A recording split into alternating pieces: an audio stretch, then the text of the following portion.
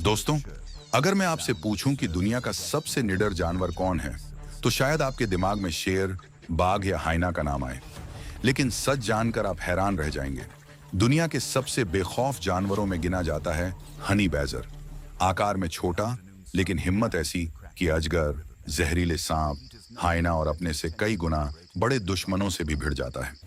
Honey badger मुख्य रूप से अफ्रीका और एशिया के कुछ हिस्सों में पाया जाता है। इसका वजन भले ही 10 से 15 किलो के आसपास हो, लेकिन इसकी ताकत और आक्रामकता इसे बेहद खतरनाक बनाती है।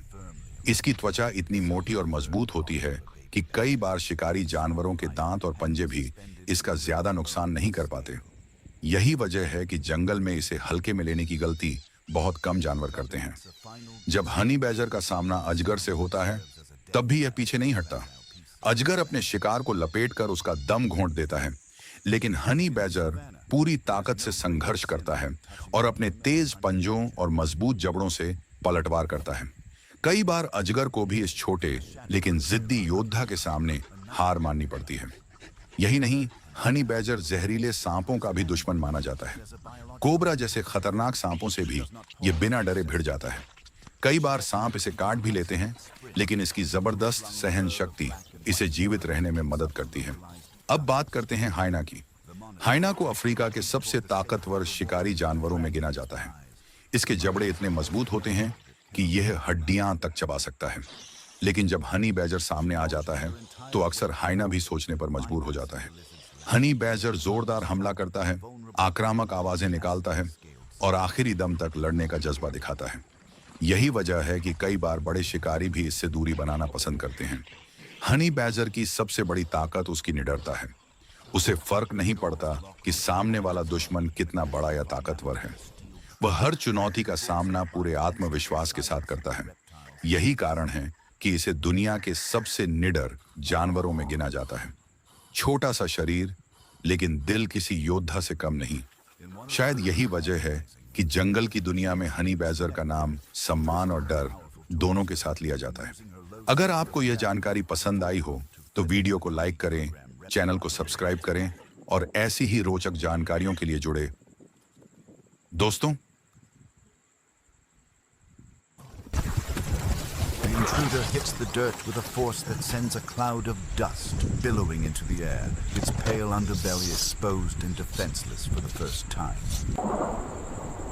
The monitor thought it found an easy meal, a defenseless legacy, but it didn't just grab a snack. It pulled the pin on a biological grenade.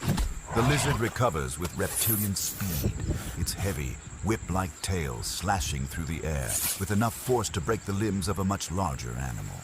The strike connects squarely with the mother's ribs, a blow that would shatter the skeleton of any lesser creature. She absorbs the impact without a flinch, her loose, leather-tough skin sliding over her internal organs to dissipate the kinetic energy of the hit.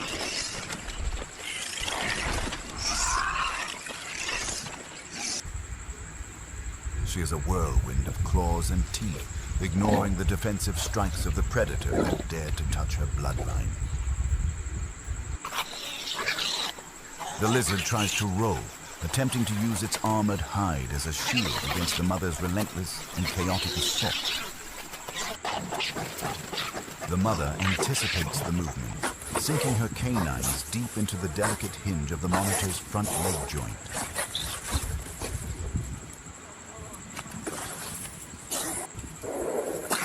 The physical failure of connective tissue signals the beginning of the end for the intruder's mobility, as the mother tears upward with savage intent.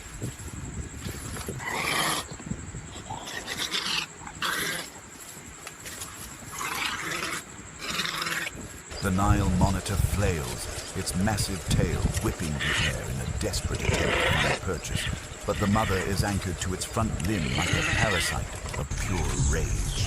She exerts a crushing pressure that exceeds the structural integrity of the lizard's scales and bone, systematically dismantling its ability to flee. The intruder's hiss turns from a threat into a long, ragged vibration of agony, as its forward mobility is permanently neutralized. The mother releases the ruined limb only to surge upward, her eyes fixed on the pulsing soft tissue of the monitor's throat.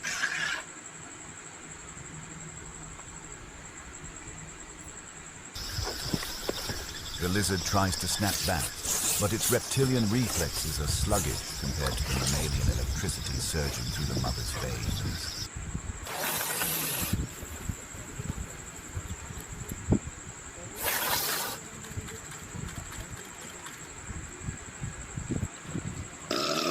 She strikes at the jugular, her teeth sinking through layers of ancient skin to find the lifeblood beneath. The monitor's body goes into a violent convulsion, its heavy weight thrashing against the sun-baked earth in a frantic, dying dance. The mother does not let go. She uses her entire body as a counterweight, grinding the lizard's head into the dirt until the thrashing subsides into a dull tremor. She delivers a final, punishing bite to the base of the skull, a strike designed to sever the connection between the predator's will and its broken body. The monitor, once a king of the shallows, now lies motionless, its prehistoric armor failing to protect it from the fury of a parent. The silence that follows is heavy, broken only by the mother's ragged, heaving breaths as she stands over her fallen foe. She turns her attention away from the carcass, her maternal instincts overriding the lingering adrenaline of the kill. The cub lies several feet away, a small, dust-covered heap in the shadows of the bank. The mother approaches with a tenderness that stands in jarring contrast to the violence she just unleashed. She nudges the small frame with her blood-stained snout, her low, guttural chirr vibrating through the dry air. A small, weak chirp answers her. The cub is battered, bruised, but the spark of life remains. She gently grips the cub by the scruff of its neck, lifting it from the dirt as if it were the most fragile treasure in the world. With the intruder neutralized and her legacy reclaimed, she begins the slow trek back toward the safety of the deep burrow.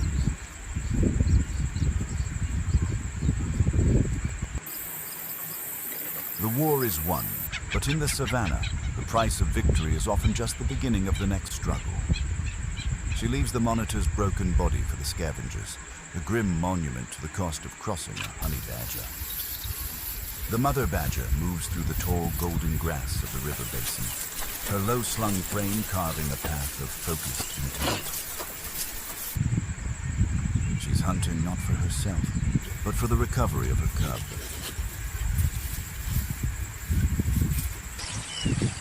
Every rustle in the dry brush is a potential meal.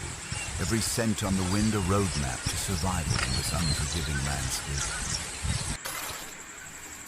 Without warning, the earth itself seems to come alive. A 15-foot African rock python, a master of the invisible strike, detonates from its camouflage.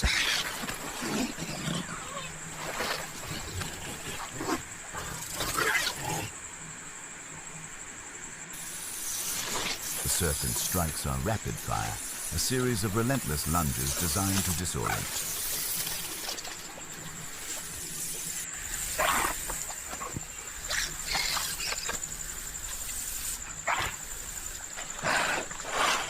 The mother badger snaps back, her jaws clicking against dry scales, but the python is a liquid nightmare.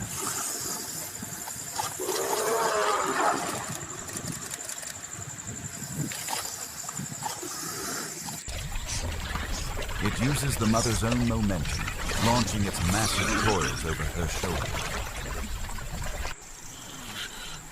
The weight of the muscle is immense, a living pressure cooker that begins to tighten with mathematical precision.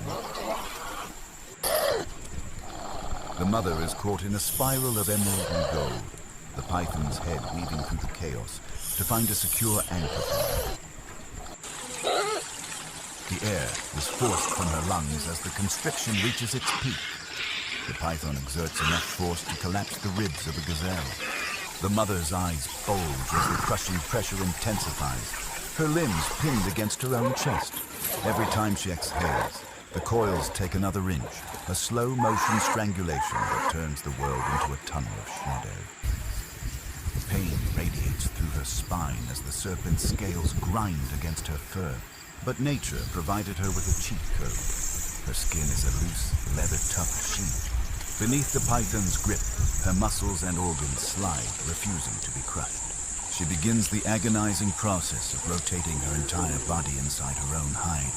Her claws carve deep, bloody furrows into the snake's belly as she fights for her very last breath of air. Suddenly, a second shadow emerges. The male honey badger, her mate, drawn by the scent of the struggle. He does not hesitate, launching himself at the python's midsection.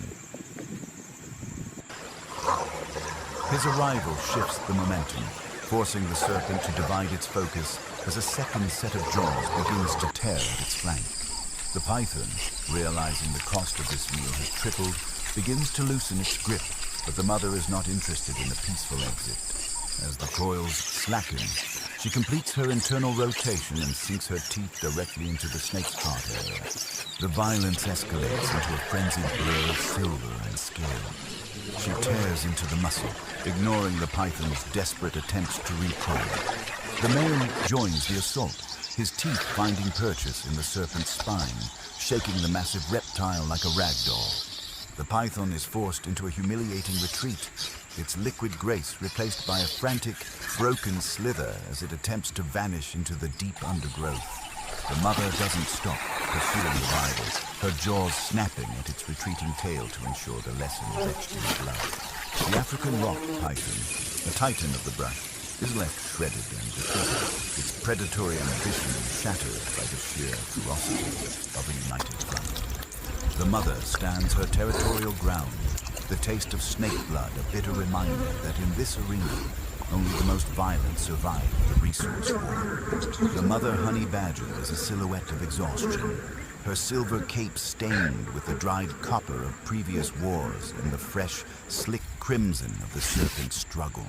She moves with a heavy, rhythmic gait toward a hollowed-out leadwood log, her instincts screaming that she's being watched by eyes that value efficiency over bravery.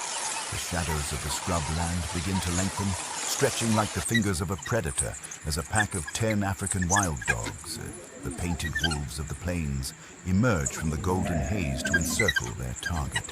The pack does not run. They utilize a surgical nipping strategy, darting in to tear at her heels before vanishing back into the tall grass. The mother realizes she cannot fight a ghost in the open, so she backs into the hollow log, sealing her rear and forcing the pack into a narrow, lethal funnel of engagement. As the alpha dog lunges, she detonates her scent glands, releasing a musk so potent it acts as a localized nerve agent, stinging the sensitive nostrils of the pack. She launches a series of explosive, suicide charges, her jaws snapping inches from the alpha's throat, turning her limited reach into a zone of absolute exclusion where no canine dares to linger. Despite her defiance, the numerical advantage begins to extract a brutal physical tax as a younger dog manages to sink its teeth into her flank, tearing a strip of leather-tough hide away. She spins with the velocity of a saw blade, her claws carving through the dog's snout, but the sheer volume of strikes from the surrounding pack is beginning to overwhelm her nervous system. Her breath is a ragged whistle, and her vision flickers as blood loss from a dozen small punctures starts to cool her internal furnace. Every muscle fiber is screaming under the weight of the collective assault, yet she anchors her feet into the dust, refusing to collapse and expose the soft underbelly that would signal the end of her dynasty. The air suddenly shifts as a massive, lone-spotted hyena, a bone crusher of the night, crashes through the perimeter, drawn by the cacophony of the struggle and the heavy scent of blood. It stands as a hulking interloper, its powerful jaws dripping with anticipation as it looks to steal the kill from the exhausted pack and the dying badger. The wild dogs, unwilling to yield their hard-earned prize, pivot their aggression toward the hyena, creating a chaotic vortex of 3 competing apex predators in a single blood-soaked arena. The mother badger exploits the distraction, surging forward to bite the hyena's front paw with enough force to sever tendons, before pivoting to catch a distracted dog by the throat. Dust and fur erupt in a blinding cloud as the 3 forces collide. The hyena's brute strength meets the dog's tactical numbers, while the badger remains the center of the storm, a whirlwind of indiscriminate violence. The savannah floor is transformed into a butcher's shop, where no side can claim dominance. only the right to survive the next 10 seconds of pure unrivaled. The dogs and the hyena, realizing the cost of this encounter has exceeded the